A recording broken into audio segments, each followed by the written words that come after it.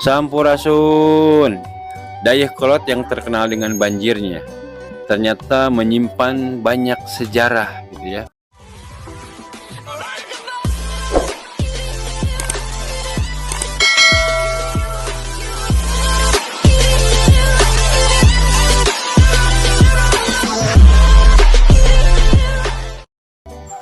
Dayakolot ini merupakan kecamatan yang terletaknya sangat strategis gitu ya di Kabupaten Bandung gitu. Nah, kecamatan ini dilewati begitu banyak kendaraan dari dan ke kota Bandung. Di kecamatan ini juga terletak banyak pabrik tekstil dan garmen, sehingga banyak pendatang yang merantau ke tempat ini gitu ya pada awal tahun 1980-an. Dayakolot yang sekarang terkenal oleh banjirnya gitu ya. Tapi bagaimanapun keadaan Dayakolot sekarang sebenarnya menyimpan sebuah sejarah besar gitu ya, yang mungkin jarang sekali kita ketahui. Nah, Dayakolot ini sebelumnya bernama Karapiak gitu ya. Hal ini dikarenakan banyaknya rakit-rakit penyeberangan yang terbuat dari bambu yang letaknya ada di Citarum. Arti Dayakolot ini terdiri dari dua suku kata, yaitu Dayeh berarti kota dan kolot yang berarti tua gitu ya. Jadi dapat disimpulkan arti Dayakolot adalah kota tua gitu ya. Sejarah kota Bandung pun tidak pernah lepas dari Dayakolot dan keberadaan seorang Bupati Bandung, yaitu Raden Ageng Wiranatakusuma II gitu ya. Raden Ageng Wiranatakusuma ini yang akhirnya memutuskan untuk memindahkan pendoponya ke tepi sungai Cikapundung ya. Nah, sebelum dipindahkan ke tepi sungai Cikapundung, Karapiak ini merupakan kediaman Bupati Bandung mulai dari Bupati pertama gitu ya, yaitu Temenggung Wira Angun-Angun pada tahun 1641 sampai 1681. Dilanjutkan dengan Tumenggung Ardi Kusuma 1681 sampai 1704. Selanjutnya Temenggung Angadireja I gitu ya, 1704 sampai 1747.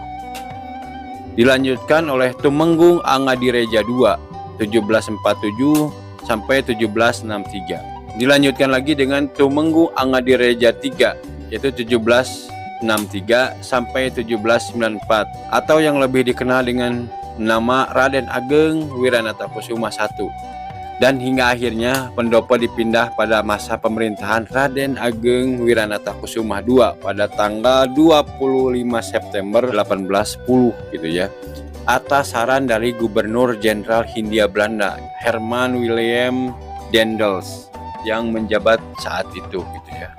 Pertimbangannya adalah ibu kota yang baru ini lebih berprospek daripada Karapiak gitu ya, karena tempat yang baru ini berdekatan dengan pembangunan jalan raya Pos Anyar Panarukan.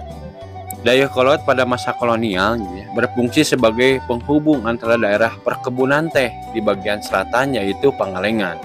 Pada saat itu era zaman tanam paksa gitu ya.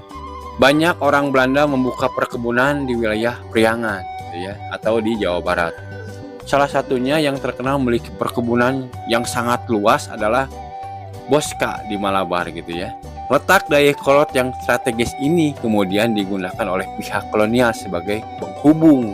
Itu masih ada peninggalannya gitu ya, seperti rel kereta api dan jembatan kereta di Pasar Dayakolot sebagai bukti bahwa pada masa itu gitu ya, Dayakolot ini dilewati kereta api menuju Ciwidey yang kemungkinan besar gitu ya, mengangkut hasil perkebunan teh.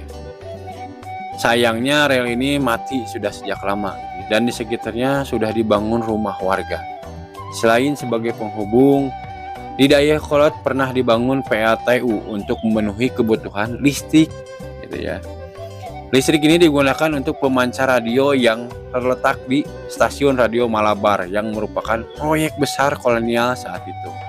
Peristiwa Bandung Lautan Api sangat erat kaitannya dengan Dayakolot karena pertempuran paling besar terjadi di kecamatan ini gitu ya, yaitu pada tanggal 23 Maret 1946 kawasan Bandung Selatan dibumi hanguskan oleh warga bersama dengan Tentara Republik Indonesia.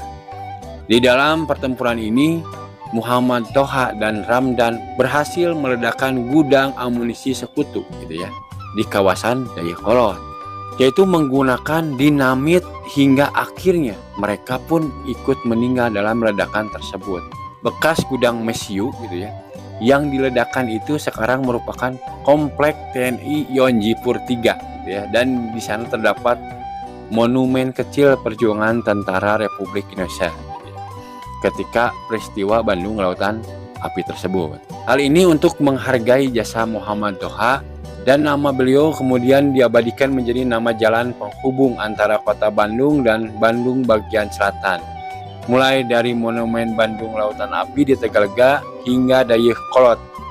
Saat ini disebut Jalan Muhammad Toha gitu ya. Cuaca di kawasan Dayakolot ini memang dibilang tidak panas gitu ya. Bahkan sering disebut tropis basah karena curah hujan yang cukup tinggi gitu ya.